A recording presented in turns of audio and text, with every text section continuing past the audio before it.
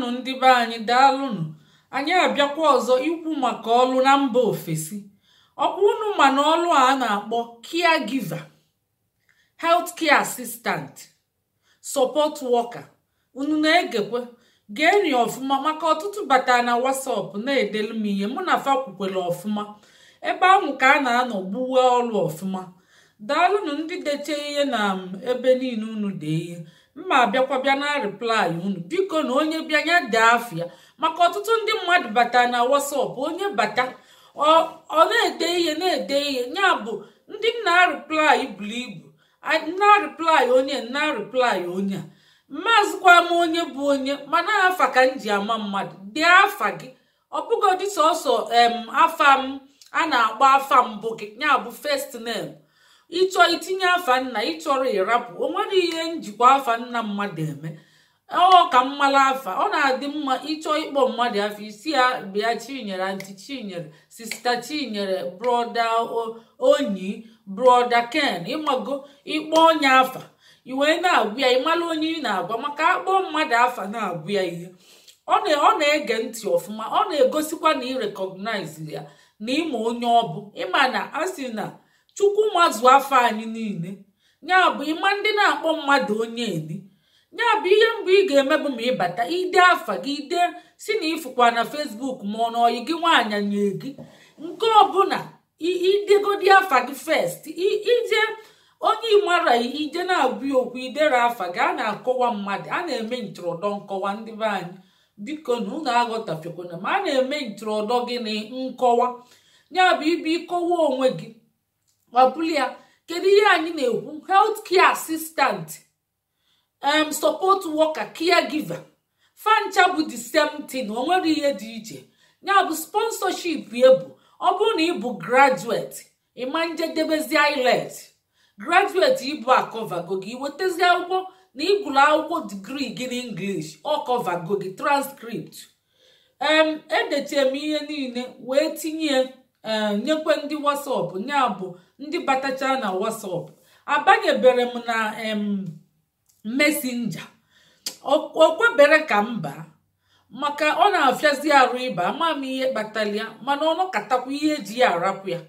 Biko onye bịanya dee afịa ikwuo ihe iji bịa ịbịa na si hello ma ndewo ma kedu ije ma ha anyị pụọ ịbịa kwuo onye nne gị anya si na ịdịrọ serious ma ọ bụ ịbịa siba biko ụmụ ihe mụ na gị chọọ ịkpa ụmụ ihe nchọ ka akpaba idebe eme ngwa ngwa emeghara ọdachi mgbe na a na-awa ọdụdụ ịbatago na WhatsApp bụ na ịbatago ebe ahụ bụ ebe dị mma iji na-achị ya infọmeshọn na-achị ya ma faịlụ na-achị ya ihe ọsọ karịchaa ọda midia.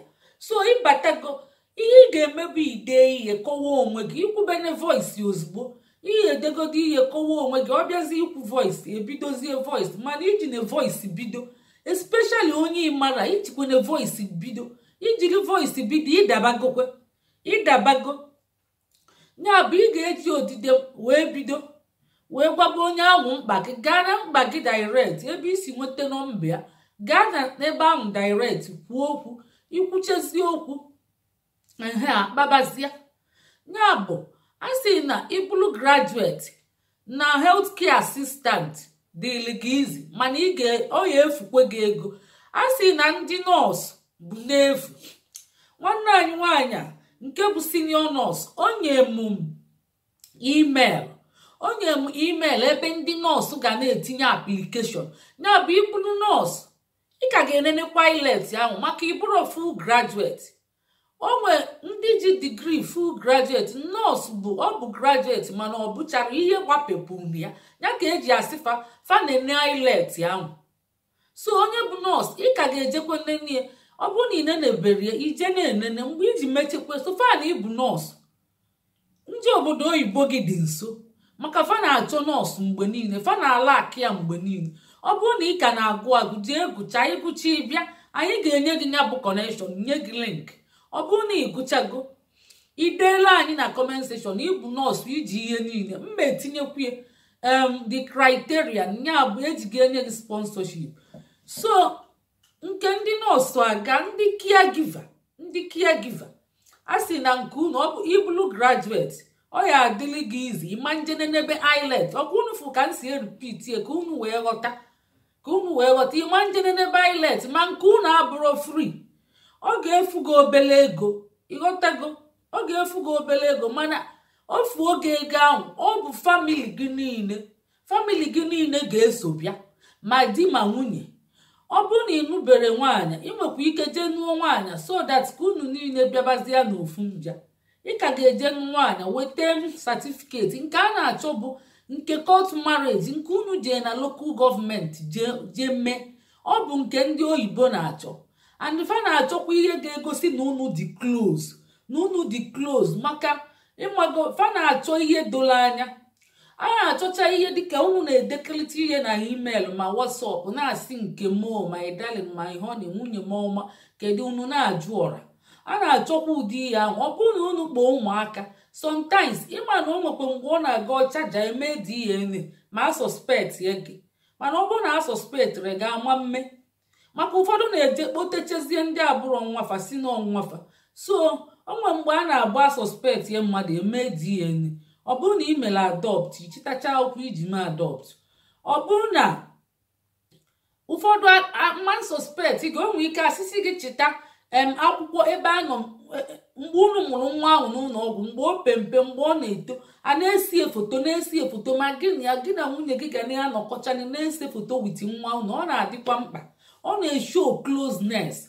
So ndị ọcha na-esekeli foto ndị be anyị amụtagokwu so ị ga na-anọ nwunye gị na nwa gị nso unu na-eseche famili foto unu na-esie na-edebekwu ya ọ bụrụ unu seche unu dọka mba unu adọkana ọ dị mma ya bụ unu seche ya ma ebe unu mere nwa baptizim di na nwunye abịa a na-achọkwa ya ụfọdụ ọ bụkwa evidence ma ebe unu ji child dedication unu nọkọcha ọnụ ihe famili foto ihe famili ọkwa akwa yes ọ bịa unu na-afụkwa anyị mụ na di m ọtụtụ oge kwa afọ anyị na-eyikwe akwa pụrụ iche see famili foto ọ bụrụ na ụmụ ihe anyị ji eme mana ọ na-adị mkpa mana ndị nọba anyị na-atụ anya obodo oyibo ana m ezunye unu ori ụka ka unu na-emie na-edebie na-edekwue maka onye chọọ ibi obodo oyibo o nwere mgbe ọ ga-elu asị ụmụ evidensi achịtacha anya ọ na-ejufe anya jufe isi fe ekweli gị o nwezi ike ama nje chọbazi DNA ma ọ bụ gịnị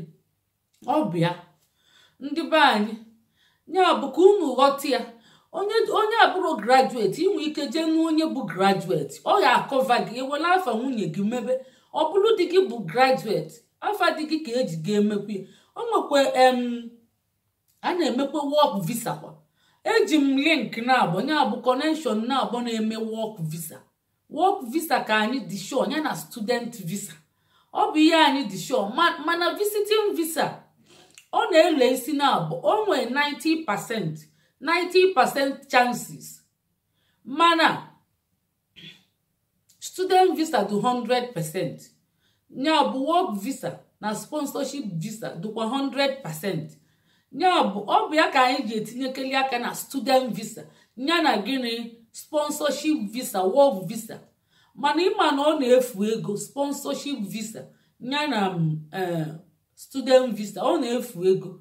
Ya bụ unu ga-ebido na-agụ nọọsụ bido na-agba ụmụ unu ume fa na-agụ ya kapa nwee ike wee na-abịa onye mmechi ojene na ilet o debe certificate ready onwe ihe dapụta connection ọ na-adapụtakwa mgbe niile ọ ga-akọ ụkọ maka fa na-alak nurses mgbe niile ndị health workers healthcare professionals fa na-alak fa ịbịa gụọ akwụkwọ gụọ nọọsụ na ịdịgo guarantee you stay n'obodo oyibo mana ịgụcha ihe ndị ọzọ ịdụọkwa guarantee you stay ị ka ga-ejekwa chụọ akwụkwọ mefuoli ego wee nweta ya tupu ụkwụ esie gị ike ị na-eme student visa ịchọọ kọọsụ ịdị guarantee na ịgụcha ị ga-anọ ma akwụkwọ ma ihe niile eluo gị aka mana ọ bụrụ na ị bịakwa gụọ akwụkwọ o nwere ndị kọọsụ ị ga-aga ịgụcha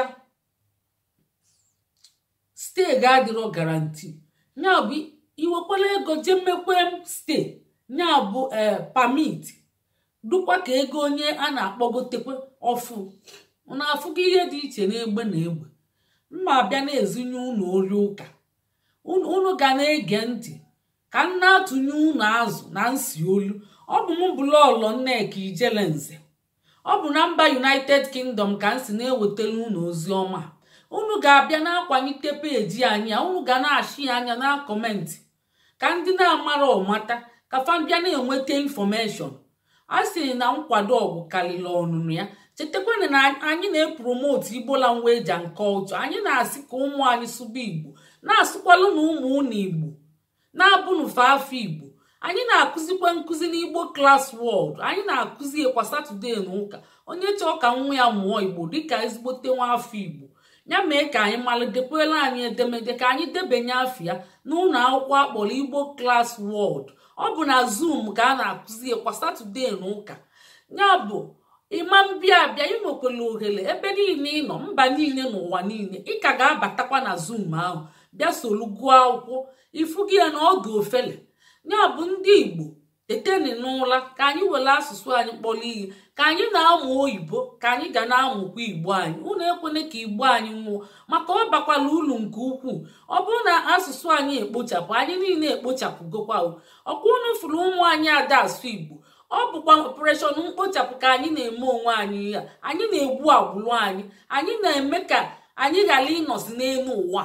Ya bụ ọtụtụ ndị mmadụ amara ya. Ọ bụ Igbo Class World na-agbasa ozi ọma iji mee ka ndị Igbo ghọtakwa ihe ha na-eme onwe fa, ka fa wee nwee ike sepụ aka enwe n'ofe ghara imezi. Maka ndị na-eme aghọtara ihe ha na-eme. A sị na ikwu amara ibe ezie. Daalụnụ ndị be anyị, ndewonu. Ya bụ onye ma onye bụ nọọsụ ya jee kpọọ ọnya, onye ma onye chọrọ ịlụ Heathcare Assistant jee kpọọ ọnya. Deelu na anyị edemede na comment section, deelu na anyị na WhatsApp na Messenger. Jeeni subscribe ola anyị na YouTube channel anyị akpọrọ Igbo Class World. Akpọkwala ya Igbo anyị abịa. Anyị nwere 2 Igbo Class World na Igbo anyị abịa. Daalụnụ, ka anyị na-akwanyite onwe anyị, ọ dị mkpa ka anyị na-akwanyite n'onwe anyị. Ngwanụ ka emesịa na ụmụnne.